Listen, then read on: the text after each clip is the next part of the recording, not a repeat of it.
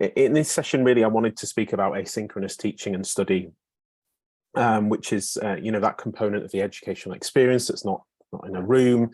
And the reason I wanted to talk about that is that it's an area that I see and hear of many different challenges. So it might be from those who teach who are maybe unsure of how to approach teaching in that domain, or they may feel somewhat unmoored from live teaching that's more familiar and comfortable for them. Or maybe from students who face struggles and challenges in those domains that perhaps maybe inhibit their participation in that part of the educational experience. And I kind of hear this so often that this question just up on the next slide comes to mind, which is, do we have an asynchronous teaching and study problem? I think quite rightly we talk about the potential of asynchronous activity provides different ways of communicating with each other, of surfacing thinking, of engaging with text, which is obviously one of the propositions of Thales Elevate. But it seems like it presents a bit of a persistent challenge to many who really want to capitalize on it. And I'm not sure if anyone else came across this, but I recently read the findings of a survey from JISC. It's a 2021 Student Digital Experience Survey, and there's lots of interesting nuggets in there. But there are a couple of things that caught my attention. And the first one was this, which is the quote that's going to come on the screen now, which is around, one of the highest kind of reported activities in terms of online and the digital sphere. So a good proportion of students watching on-demand recordings of live sessions or participating in live sessions. But it was juxtaposed against this second quote on the slides. If we could move that on, that's great. Which was, we'll give you time to just kind of quickly scan there. There's lots of percentages and a bit of text there. But I think what those findings seem to highlight really is how online interaction with others, as well as that kind of sense of online community, seems to be lacking in many different contexts. And it was interesting reading this because it made me think back to before the pandemic. I remember reading very similar findings in similar surveys and similar reports pre-2020 as well. Now, I don't know what you think about the kind of question that I've posed and those findings that are up there, and whether they, what they compare with in terms of your own experience, whether that be as a student or someone who teaches or someone who supports learning. But I think for me, one of the big challenges in the coming years is to get more teachers, more educators and students feeling comfortable in this asynchronous space, as comfortable as perhaps they may be doing in a lecture or a seminar or a live place-based activity of some sort. Now, it's worth saying that, obviously both of those domains present challenges for educators, especially in terms of how to communicate, how to encourage and coach students, how to engender active participation and listening, how to get students and encourage them to see the value and relevance of what's taking place or what they're encouraged to do. But they're different, aren't they? And purely anecdotally, I very commonly find people feeling a lot less comfortable when it comes to teaching asynchronously. And that manifests itself in a number of different ways. Might be designing and planning for that environment, might be even just envisaging what it looks like or what it should look like, right through to even how to kind of behave and interact in that environment. So we can certainly say there's challenges and room for improvement in terms of live teaching, whatever form that takes. But I think it has the benefit of being more familiar and more comfortable to many people. If we could move on to the next slide, that would be fantastic. Great, thank you. So we obviously live in this age now where digital technologies have, given us so many different ways to communicate with students, for them to communicate with each other. It's provided different ways of collaboration and different types of stimulus to encourage students to think and develop understanding. And I think there's so much opportunity in the spaces and places in between live place-based teaching or online teaching.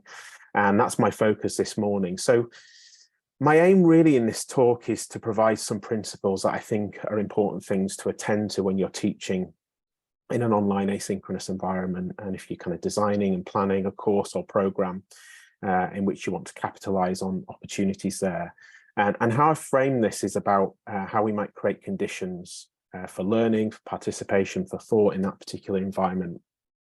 Because I think ultimately, you know, our responsibility as educators, learning designers, whatever role we play in the education experience, I think, is to try to create the best conditions for learning. But there's things that are outside of our control. It's not all down to us. So, you know, this isn't a talk that aims to say, do X and you'll see a 50% increase in engagement. It's a number of principles that I hope you can take away and consider either for the first time, perhaps, or in a fresh way as you teach or support learning and teaching in an asynchronous environment. So the first point up on the screen there is accountability loops. So this is about the importance of designing accountability loops into asynchronous learning environments. It's really important to build and establish a culture in which active participation with and engagement with content and material and participation in tasks and activities set in that environment becomes somewhat normalized and routine. And I think for me, you know, either implicitly or explicitly, I think many people sort of envisage an asynchronous online environment as fairly stagnant at times, and really the launch pad for largely independent self-study, or maybe as an optional extra. It comes with a lot of legacy baggage, I think, that makes establishing that culture I talked about as something that requires you know, upfront effort really, and follow through, particularly on the part of an educator.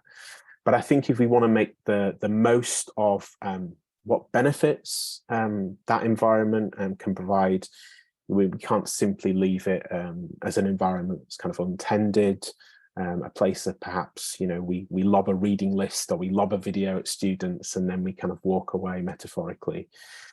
So one of the first aspects, I think, of establishing that culture is what I've called accountability loops.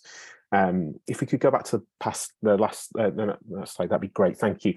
So one of the great benefits, you know, is you know, they, as I said, they offer these environments offer an array of you know, different ways to present materials, different ways to communicate with students, lots of scope to select a medium and a form of communication that's really best suited to what you want to achieve. But there's a couple of main challenges, I think. The first is to encourage students to engage in those things, to watch, to read, to listen to those things that are provided for them. And the other is stimulating much deeper and meaningful engagement with those things. And I think this is where accountability loops can play a role in helping to build that culture of deeper and more meaningful engagement, and to help build those routines and that culture that's ultimately going to help students get the most out of the learning experience that's kind of set before them. And so we can think about accountabilities in two main ways. So there's indirect accountability loops. If we could move on to the next slide, that's fantastic, thank you. So these are things that ask more of students, that aim to trigger a deeper learning process that might be thinking or reflecting or retrieving or practicing.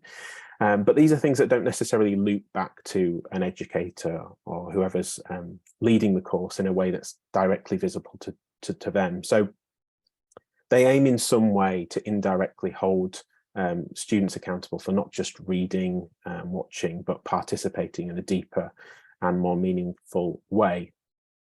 And the other one is direct accountability loops. So these are similar, but they would loop back to the educator. So they're students doing something that is perhaps observed or shared with an educator. So educators can use that to gauge progress, coach and help students and move learning forward. It also helps learners hold them accountable for engaging with the learning experience set out before them in some kind of meaningful way. So I thought very helpful to kind of really elaborate on what I mean by those two things by just sharing some examples. So the first example really in terms of indirect accountability loops is what I've called video pause points. So, excuse me, these kind of techniques include injecting a pause point into video. So what I mean by this is these are kind of direct prompts in the body of videos that ask students to pause and do something that will help them attend to and get the most out of what's being communicated. So it could be asking students to write down a question or questions that they have based on what they've watched so far as a means of them starting to develop understanding. It could be perhaps asking students to write down salient points or messages that they've heard as a kind of means of retrieval practice with the videos. It could be asking students to take a look perhaps at the transcript that's provided with a video and divide what they've heard into sections, come up with headings to help them mentally organize the ideas and the knowledge and the things that they're learning through those things. Or it could be to ask students to write down anything that they'd like to find out more about on the back of what they've watched to help foster inquiry and curiosity in the learning process. Another really simple example is polls, that require students perhaps to maybe take a position or make a judgment on something they've read or watched or listened to, that ultimately encourages them to think about what they've experienced or heard about. There's a sort of a relatively well-known quote from an educational psychologist called Daniel Willigan. He says that the memory is the residue of thought. And so these simple devices used well can help provoke and stimulate students to think about things that are going to be valuable to their learning. Now, in terms of direct accountability loops, just wanted to work through some examples there to elaborate on what I mean by that. So generating questions, this could be asking students to send 1 or 2 questions that they have to an educator on what's been covered in the week or in a particular piece of content that could be answered perhaps in a live Q&A or an asynchronous Q&A. It might be something more visual, so a mind map or visual diagram that demonstrates a process that was kind of explained or covered, and that helps them to organize ideas and reinforce learning of a process.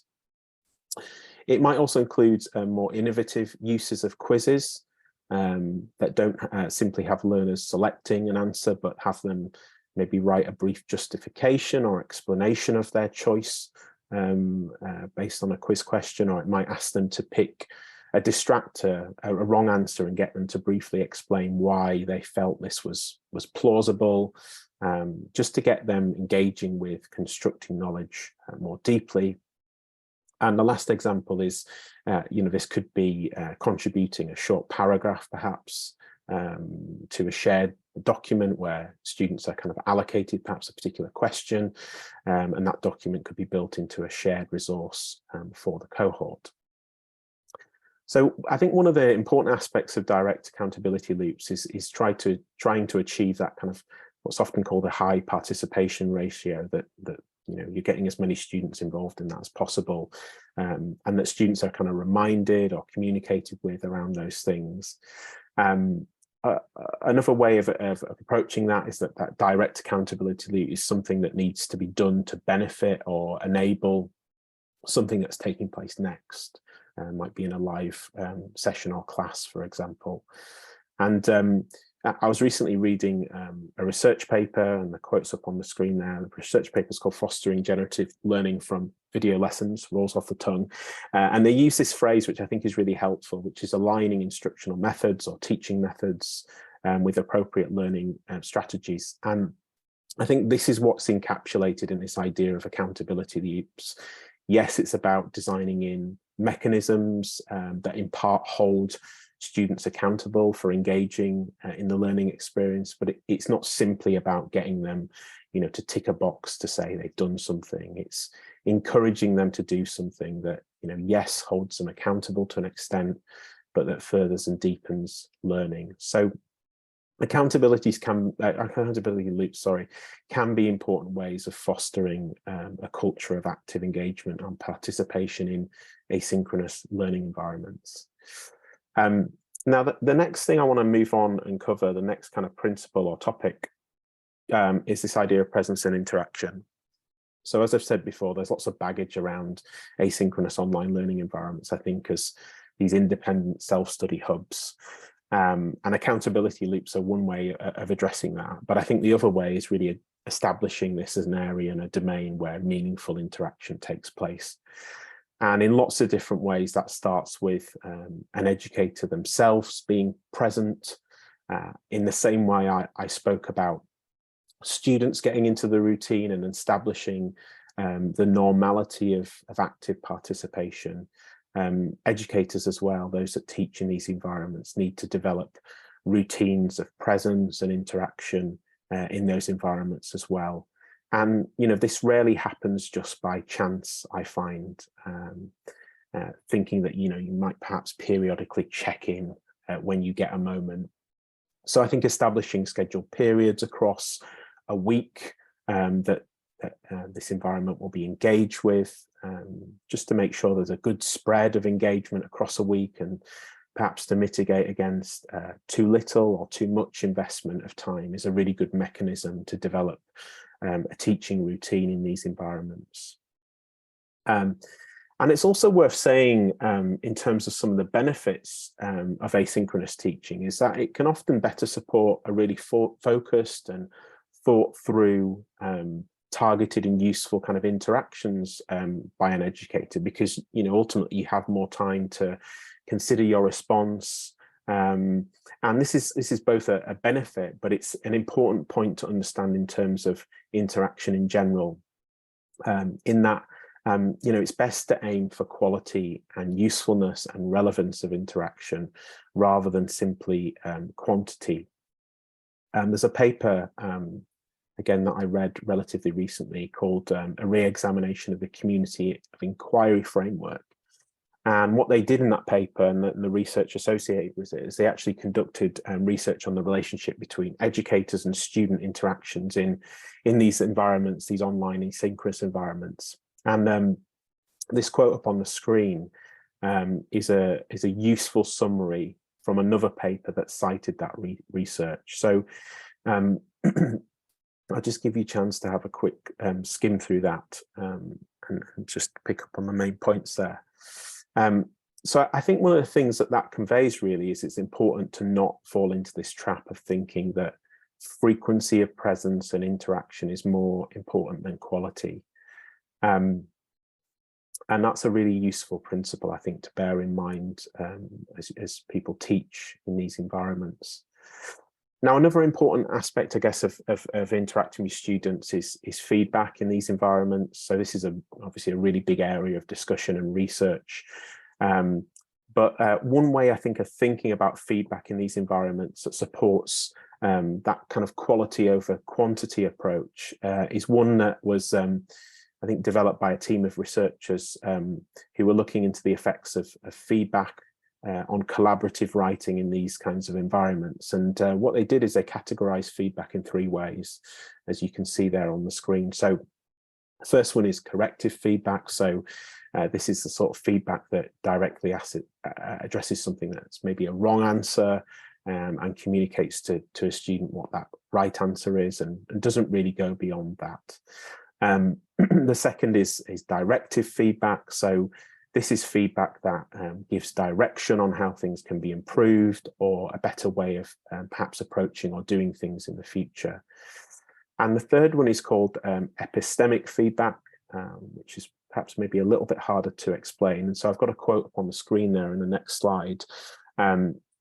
So this refers to requests for explanations and clarifications in a critical way. And the examples that they give there obviously reflect the context of collaborative writing in an online environment. But I think hopefully you'll understand a bit of the meaning. This is more delving into the kind of why and asking those critical questions. And if you can move on to the next slide, Paul Kirshner, who was one of the researchers on the paper that I quoted earlier, he often refers to these things as a triple loop feedback. And this kind of model, I think, can help when thinking about quality interactions in those environments, particularly in relation to feedback. This might be something that's useful to you as you approach either teaching or supporting in those environments. I'm a big fan, I guess, of models. I think they can help people who teach, educators, to be thoughtful and strategic about engaging with students in these environments. And I think most of you will be aware that, discussion forums play a large part in those domains and communication spaces. And there's lots of helpful research out there on how to facilitate these. So there's a really good paper called Research-Based Practices for Improving the Effectiveness of Asynchronous Online Discussion Boards, which, as well as corroborating some of the things that I said earlier about quality over quantity, offers a few suggestions on how educators can engage strategically and perhaps more optimally in those discussions and move things forward. So the researchers suggested these 4 strategies. So pointing out themes in discussions, highlighting accurate and important posts, correcting inaccuracies, and providing meaningful summaries. And I personally think that having a useful set of heuristics like this can help when you're developing teaching practice and strategies in asynchronous learning environments especially, and help you to really make the best use of those domains, and to help establish this domain, this environment, as one in which kind of meaningful interaction takes place.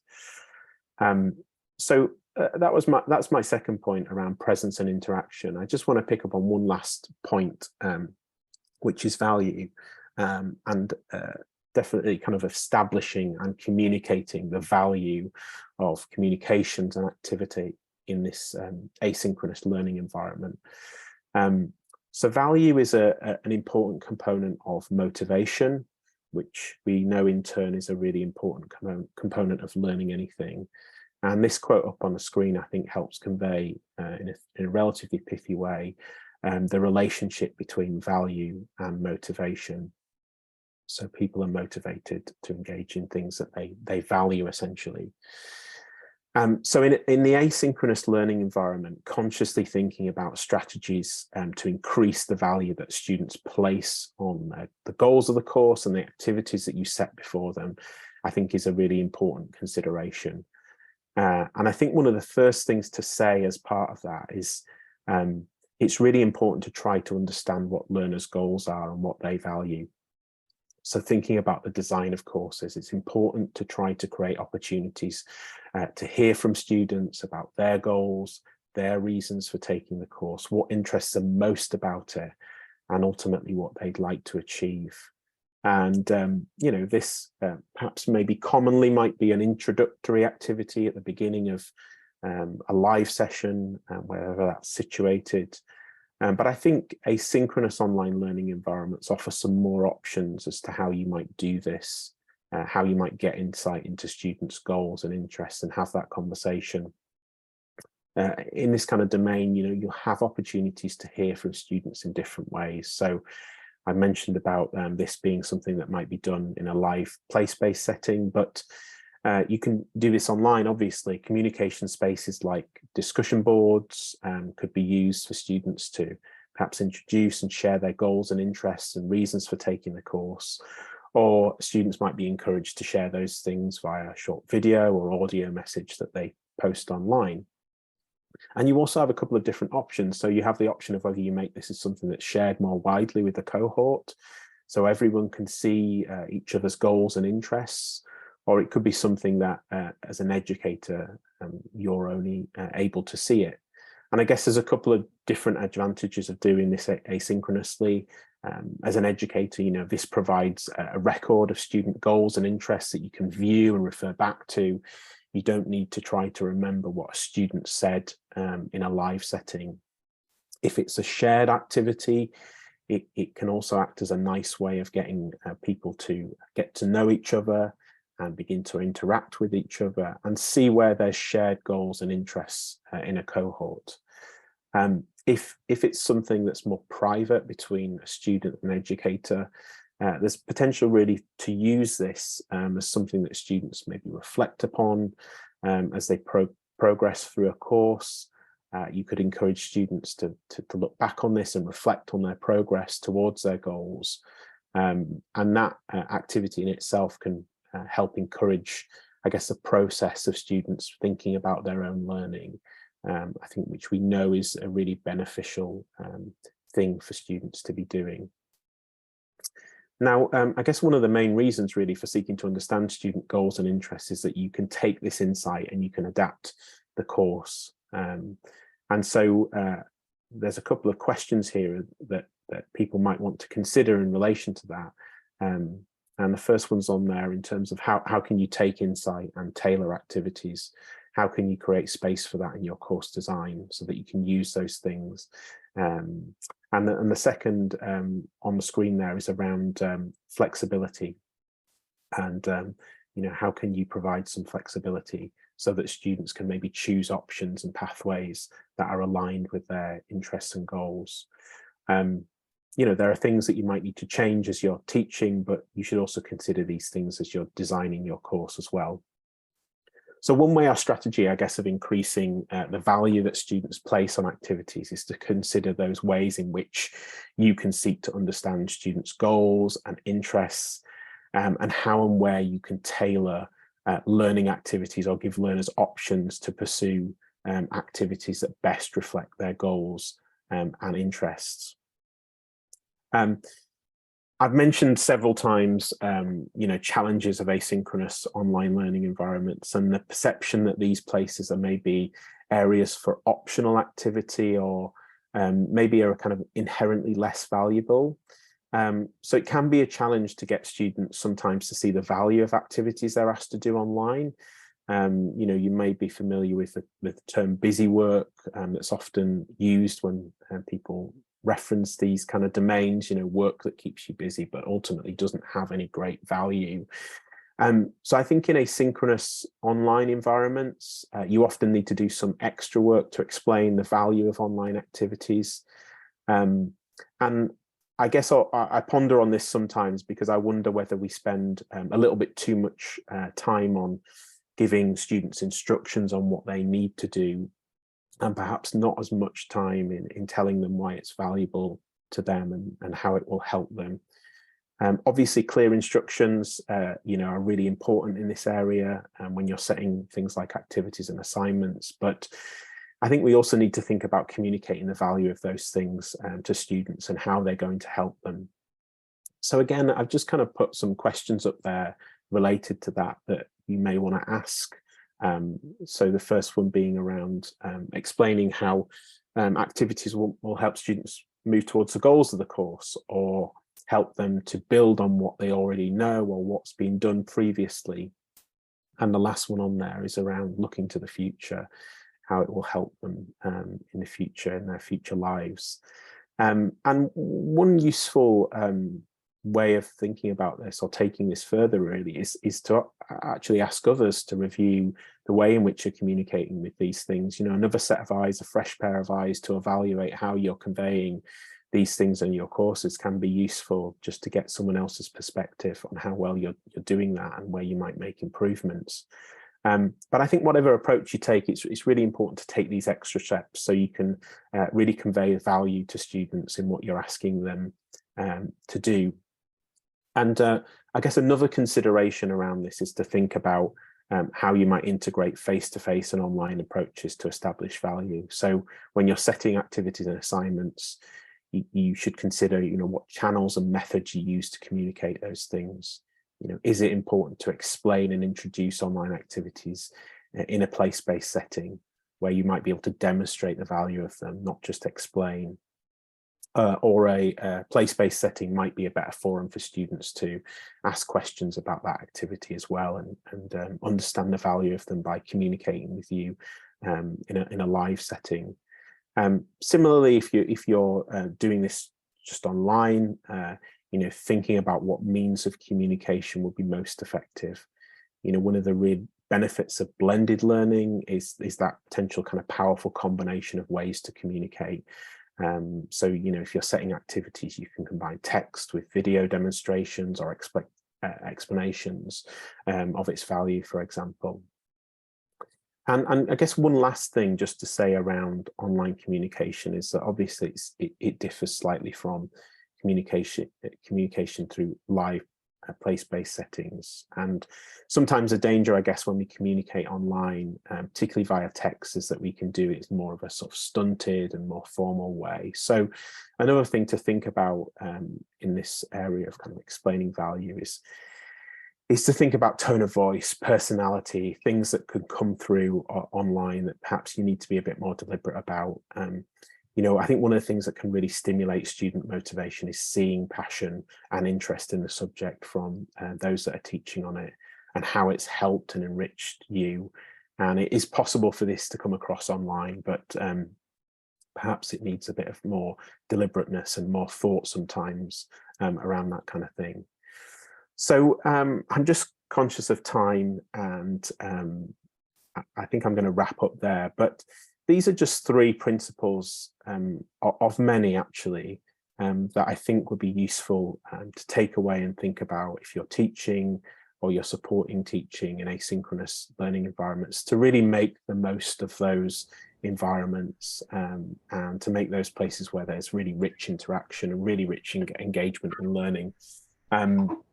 I'm not sure how we're doing for time for questions. Maybe Matthew can let me know on that. But if there are any questions that people have and we have time, then I can take a look at that.